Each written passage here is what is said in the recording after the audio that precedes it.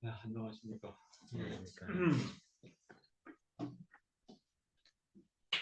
신론 관련해서 계속해서 살핍니다. 오늘은 하나님의 경륜 세 번째로 예정과 선택에 대해서 말씀을 드리도록 하겠습니다. 하나님께서 자기 백성을 예정하셨다 하는 사실입니다. 교회에 속한 모든 신자들이 예정 교리가 진정으로 얼마나 중요한 것인지에 대해 명백하게 인식하고 있지는 않다.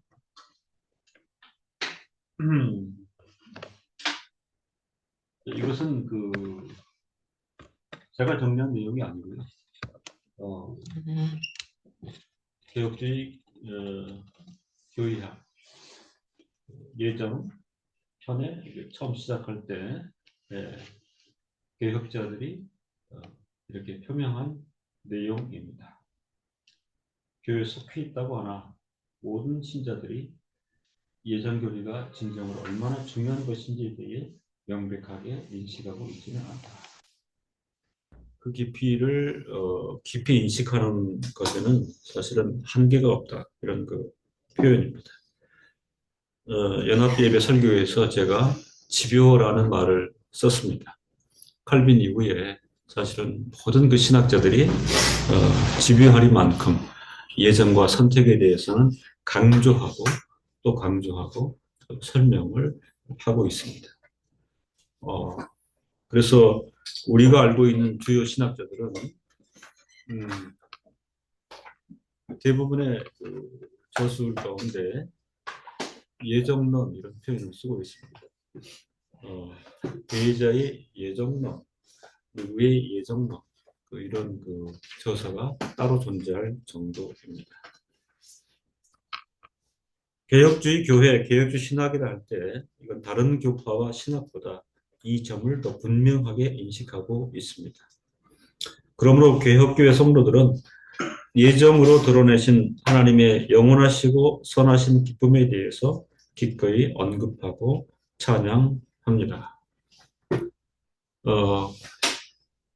이 생과 내 생 전체를 담는 가장 큰 이슈와 화두는 우리가 예정과 선택 가운데 있는 신분이다. 이 고백인 것입니다. 예정이라고 하는 화두에 대하여 정통 화람 개혁주의 신학을 대변하는 저는 개인적으로 저도 교단에 속해 있긴 하죠. 그죠? 근데 우리나라 장로교의 교단은 혹이나 미약합니다. 그죠? 연약하고 또 치부가 굉장히 많고 현존하는 우리가 개혁주의 교회 신학을 표명할 때에 그나마 이상적인 전통과 내용을 유지하고 있는 교단으로 네덜란드 개혁주의 교회 NHK 약자로 화란어로는 네덜란드 헤어폼드 깨럽 이렇게 있죠. 이 네덜란드 개혁주의 교회는 1961년에 예정에 관한 중요한 문서 제목이 Die Eidverfassung 화란어입니다. 예정에 관하여를 발표하였습니다.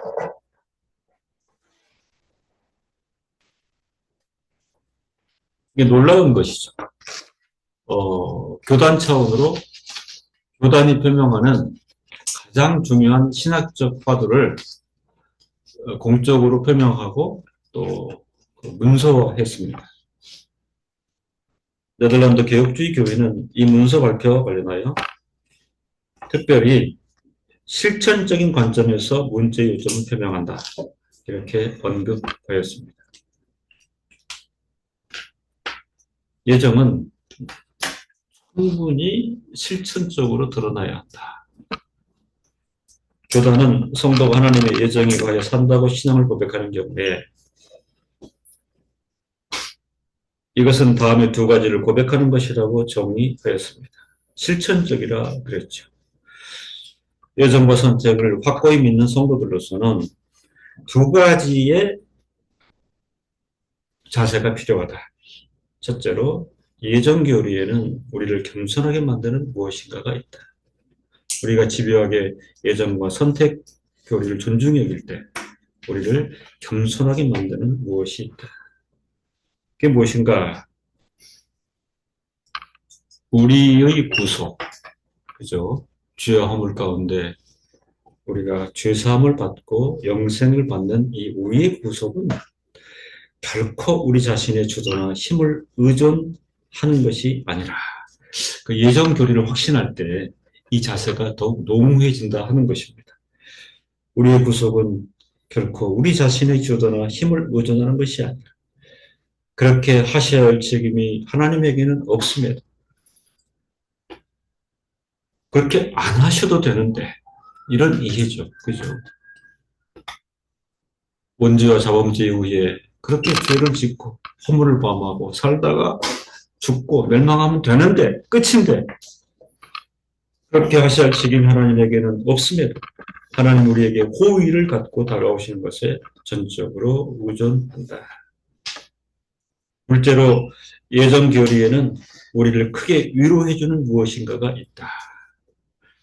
이 두 가지 자세를 정리하면서 예정 교리의 실천적인 측면이 드러나야 한다. 그랬습니다. 이를 집중할 때에 늘 우리를 겸손하게 하고 또 한 가지는 정말 그 고통스러운 생애를 살아갈 때 크게 위로를 주는 이 근거가 예정과 선택에 있다 하는 것입니다.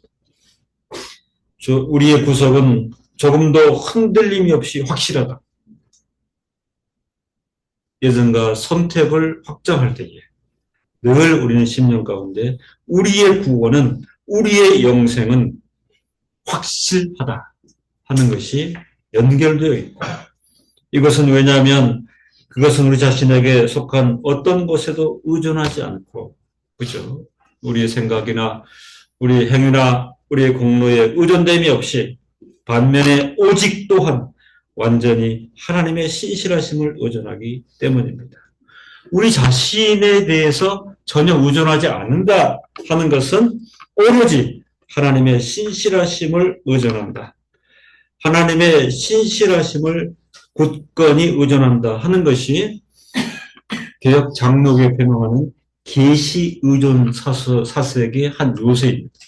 늘 하나님의 말씀과 하나님의 뜻을 의존한다. 그래서 개혁자들은 계시 의존 사색의 주체가 하나님이시오. 또 성도들은 마땅히 이 사색을 즐겨하는 것인데 화란 개혁주의 교회는 이 하나님의 신실하심을 굳건히 의존하는 그것 때문에 예정 교리는 우리를 위로해주는 무엇이다 하는 것입니다. 기독교회의 그 성도들이 겸손해야 됩니다. 그리고 늘 그 큰 위로를 가져야 됩니다. 이렇게 이제 표면적으로 얘기를 할 때 그 가장 확실한 근거가 무엇이냐? 예정과 선택의 교리라 이렇게 정리를 하는 것입니다. 이런 측면에서 이 네덜란드 개혁교회는 굉장히 공고하다. 네. 뭐 세미나라든가 목회자들 모임 가운데 제가 여러 차례 소개하기도 했는데요. 어떤 1883년 이후로 지금까지 아주 견고합니다. 규모가 큰 것은 아닌데 여러 이유를 들 수 있겠지만은 저는 그분들이 아이티어기징 예정에 관하여를 교단의 가장 그 핵심적인 신학의 요소로 확정하고 그리고 계속해서 역사가 흘러가게도 교단적으로 또 교회 성도들을 위해서 늘 가르치고 공고히 해오는 그런 결과가 아니겠는가 그런 생각을 하는 것입니다. 우리가 알고 있는 1561년에 벨기에 신앙고백서 사실은 네덜란드 신앙고백서라는 표현이 맞다고 표현을 드렸죠. 그 다음에 칼빈 자신이 초안한 프랑스 신앙고백서 1559년이면 벨기에 신앙고백서에 영향을 끼친 것으로 이렇게 보여집니다. 어, 그동안 개혁교회가 이 프랑스 신앙고백서에 조금 관심을 두지 않았다. 이제 이런 표명이 있습니다. 그 프랑스 신앙고백서가 최근에 굉장히 자주 언급되는 그런 부분인데요. 다른 표명으로 갈릭한 신앙고백서, 프랑스를 갈리아 이렇게 하기 때문에 또 한 가지는 신앙고백서가 이제 정식으로 통과된 지역이 라 로셸, 어, 그 프랑스 그림 엽서에 많이 나오는 바다 끝에 보면 섬 하나 위에 성이 쫙 있는 거, 그 지역이 라 로셸인데 이 지역에서 이 신앙고백서가 통과가 됐다고 해서 로셸 신앙고백서라고도 표현하는데 사실은 극적으로 성립된 신앙고백서가 아닌가 그런 생각을 해봅니다. 음,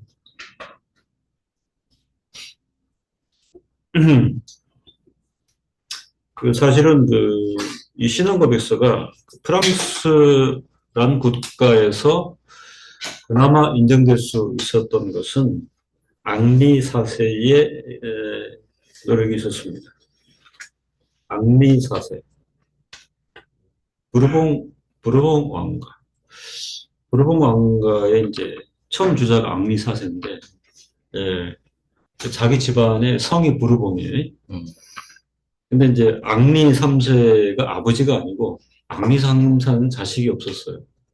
앙리 3세까지는 발루아 왕조라고 부릅니다. 이 앙리 3세가 자식이 없어 죽어가지고, 자기의 매부예요. 자기 매부가 앙리 4세입니다. 그래서 혼란 가운데 앙리 4세가 이제 등극을 해서 이 앙리 4세가 그 프랑스 왕가의 왕 중에 유일하게 칼빈주의 프로테스탄트를 표명한 사람이에요. 그래서 칼빈의 여러 입장을 옹호했던 유일한 왕이 앙리 4세였는데 그마저도 여러 혼란 가운데 프랑스 왕국의 재통일을 위해 카톨릭으로 개정한 그런 일이 있고 맙니다. 그가 유일하게 이 프랑스 신앙고백을 인정해 줬기 때문에 그나마 공적인 유산으로 프랑스 신앙고백이 프랑스에 남아있을 수 있었던 이 프랑스 신앙고백서의 예정론의 특성을 잘 다루고 있습니다. 그 내용이 아주 적은 분량의 신앙고백서예요. 프랑스 신앙고백은. 그런데도 불구하고 예정론의 특성을 잘 다루고 있으며 칼빈은 그의 기독교 경우에서 예정론과 관련하여 성경의 가르침을 주목하고 이에 근거하여 예정론에 대한 확신을 가질 것을 강조하고 있습니다. 칼빈의 종교개혁 이후에 그러므로 그 정통개혁교회는 계속해서 외침이 들린 거죠. 그죠? 성도들이여 예정론에 주목하십시오. 예정론에 주목하십시오. 아까 집사님도 기도를 했는데 오늘 교회가 사실은 교사라는 측면에서는 거창하다 할지라도 예전과 선택의 소리가 잠잠한 걸 보면 정통성은 포기한 거죠. 그죠? 잘못 가고 있는. 또 이유가 있고요. 그렇게 표명하지 않는다. 그 자체가 교회 석승과 관련해서는 큰 허물과 오점이다. 이렇게 말씀드릴 수 있습니다. 구약 성경이 말하는 선택은 무엇인가? 구약 성경에는 하나님의 백성인 이스라엘 선택하는 것에 주로 초점이 맞춰져 있습니다. 그죠? 하나님께서 이스라엘 백성들을 그렇게 표현할 수 있습니다. 근거나 조건은 불분명. 우리 보통 무작위 이렇게 하잖아요. 네? 뭡니까? 마치 그림을 그려보면 하나님 눈을 감고 계시고 이렇게 앞에 표가 있는 거죠. 그죠? 하나 집었더니 이스라엘이더라. 이럴 정도로. 물론 그건 아니지만 집단 선택이라고 하는 개념에 초점이 맞춰져 있습니다. 선택의 근거는 결코 이스라엘 자체에 있지 않습니다. 왜냐하면 이스라엘은 다른 나라들보다 백성의 숫자가 더 많거나 선택을 받을 만한 가치가 더 있는 것이 결코 아니기 때문입니다.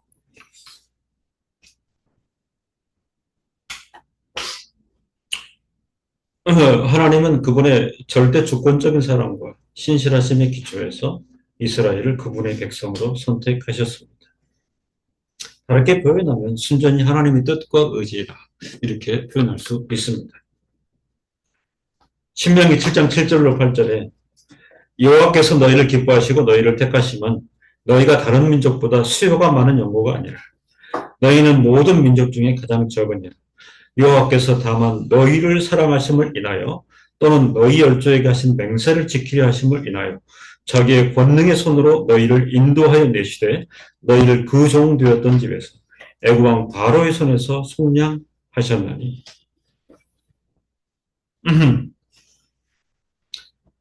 선택은 많은 대상들 가운데서 고르는 것입니다. 하나님의 소관이다, 이렇게 설명을 드릴 수 있어요. 하나님의 소관. 하나님께서 이렇게 말씀하십니다.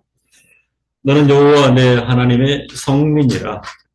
내 하나님 여호와께서는 지상 만민 중에서 너를 자기 기업의 백성으로 택하셨나니. 신명기 7장 6절.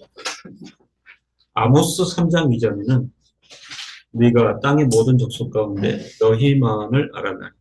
말라기 1장 2절에서 이런 표현을 씁니다. 사랑하다. 사랑하다. 내가 너를 사랑하였다. 이렇게 표현을 씁니다. 아헵. 히브리 아헵. 이 단어는 하나님의 선택하시는 사랑을 가리킵니다. 한 발 더 나아가면 하나님께서 예정하시고 선택하셨다 하는 것은 극명하게 하나님께서 사랑하신다 하는 것을 나타내시는 것입니다. 하나님께서 자기 백성을 사랑하신다는 표현입니다. 내 백성 택함 이렇게 표현할 때 아헤브, 하나님께서 사랑하십니다. 하나님께서는 자기 백성의 한평생 하나님을 섬기고 또한 하나님과 친밀한 사귐을 갖게 하시려고 그들을 선택하십니다. 성도의 생애는 하나님을 예배하고 하나님과 동행하는 여정인데, 이것은 하나님께서 우리를 사랑하셔서 선택하셨기 때문에 우리로서는 당연히 마땅히 한평생 하나님을 섬기고 또한 하나님과 친밀한 사귐을 갖지 않을 이유가 전혀 없는 것이요. 하나님께서 우리를 그토록 사랑하시고 우리를 선택하셨기 때문에. 그런데 여기서 중요한 것은 이스라엘은 하나님께 대해 거룩하게 구별되었고, 그러므로 그들은 하나님을 진정으로 섬기는 삶을 사는 것이 마땅하나, 이건 무슨 얘기냐면 선택에는 언제나 의무들이 따르며 선택받은 사람들에게는 그렇지 않은 사람들보다 더 많은 책임이 뒤따른다. 이걸 선한 책무라 이렇게 정리하고 싶습니다. 우리가 생애를 하나님께 예배하고 하나님과 동행하는 여정을 간다고 할 때 근거는 하나님께서 우리를 사랑하시고 선택하셨기 때문에, 그러므로 우리에게는 실천적으로 선한 책무가 발생한다. 구약 역사에서 이스라엘 백성들은 많은 경우에 하나님을 제대로 경배하지 못하고 그들의 선한 의무를 저버렸으며 마치 유기자들이 그들의 죄와 허물을 인하여 심판을 자초하는 것과 같이 처신하였습니다. 같이 우리 이사야서를 한번 보면은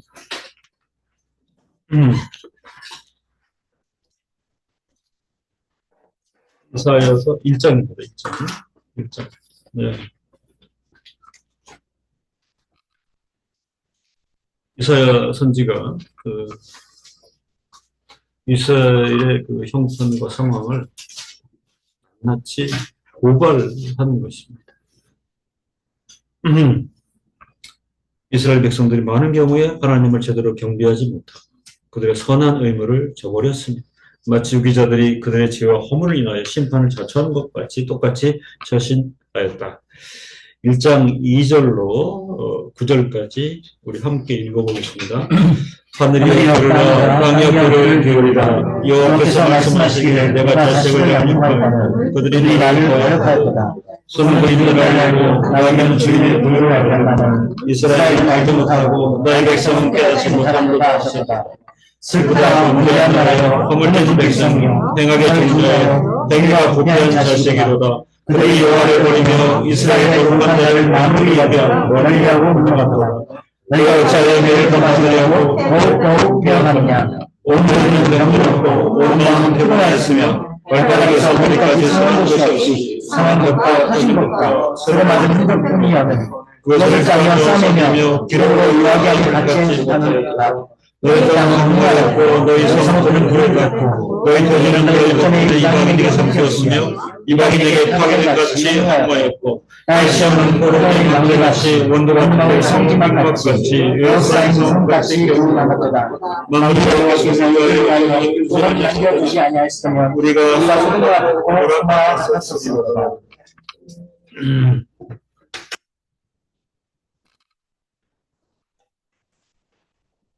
우리를 사랑하셔서 예정하신 선택하신 하나님에 대하여 감사와 즐거움으로 성도의 생애가 하나님을 예배하고 하나님과 동행하는 여정을 가질 수 있다면 마땅히 성도에게 선한 친구가 주어지는 것인데 이스라엘 역사에서 이스라엘 사람들은 전혀 성공하지 못했다 하는 것을 이사야 선지자가 어쩌면 오고 오는 성도와 교회들을 향하여 이 고발의 보고서를 지금 쓰고 있습니다. 구약의 관점에서 하나님의 백성과 하나님께서 선택하신 사람 사이에는 차이가 있습니다. 이게 신학적으로 중요한데요. 하나님 백성이라는 것과 하나님께 선택하신 사람들, 이 개념 사이에는 차이가 있습니다. 구약 성경은 하나님의 예정과 선택하심 은혜에 의해서 남아있는 사람들에 대해 언급하고 있습니다. 그죠?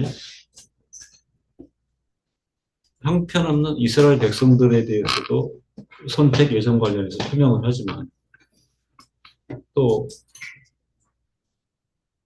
구약 전체를 통해서 이 렘넌트, 남은 자들에 대해서 구약은 이미 얘기를 해주고 있습니다. 스가랴서 8장 6절로 8절 만군의 여호와가 말하노라. 이 일이 그날의 남은 백성의 눈에는 기이하려니와 내 눈에 어찌 기이하겠느냐. 만군의 여호와의 말이니라. 만군의 여호와가 말하노라. 내가 내 백성을 동방에서부터 서방에서부터 구원하여 내고 인도하여다가 예루살렘 가운데 거하게 하리니 그들은 내 백성이 되고 나는 성실과 정의로 그들의 하나님이 되리라. 남은 자로 표명되는 하나님의 택함 받은 백성에 대해 이사야 선지자는 다음과 같이 언급하였습니다. 이사야 65장 9절에 내가 야곱 중에서 씨를 내며 유다 중에서 나의 산들을 기업으로 얻을 자를 내리니 나의 택한 자가 이를 기업으로 얻을 것이요 나의 종들이 거기 거할 것이라. 하나님의 남은 자들은 이사야 65장 14절에 마음이 즐거움으로 노래를 할 것이로되 다른 사람들은 마음이 슬픔으로 울며 심령으로 상함으로 통곡할 것이라. 구약으로부터 분명한 선포가 있음을 확인하였습니다. 참된 하나님의 예정. 이에 대하여 아펠로른 신학대학교의 저명한 구약학 교수인 오스토호프 개혁주 신학과 관련하여 작은 학교 규모에도 불구하고 경건하고 훌륭한 신학자들을 참으로 많이 배출한 학교입니다. 베렌 야콥 오스토프는 하나님께서 선택하신 사람들은 하나님의 진정한 백성, 참된 신자들이다 이렇게 정의하였습니다. 결론은 간단합니다. 개혁교회 성도들은 예정과 선택에 대해 확고한 이해와 확신을 가지고 있어야 하는 것입니다. 기도하겠습니다.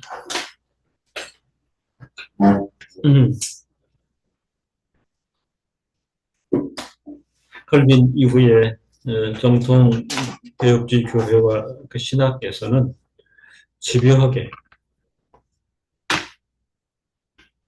택하신 백성을 하나님께서 친히 예정하신 것에 대하여 선포하고 또 외쳤습니다. 오직 하나님께서 예정하시고 선택하신 백성을 대상으로 하나님께서 영원한 구속과 큰 사랑을 나타내신 것 저희가 확인하였습니다.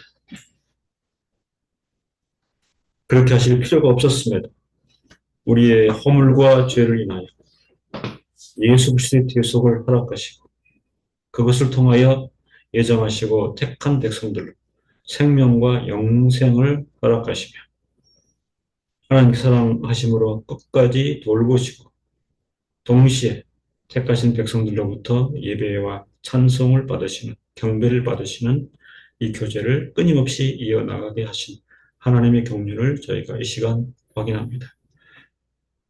고통스럽고 고단한 생애를 살아간다 할지라도 하나님의 예정하심과 선택하심의 교리가 끝까지 우리를 겸손케 하고 모든 어려운 순간에도 위로의 참 근거가 되어짐을 감사합니다.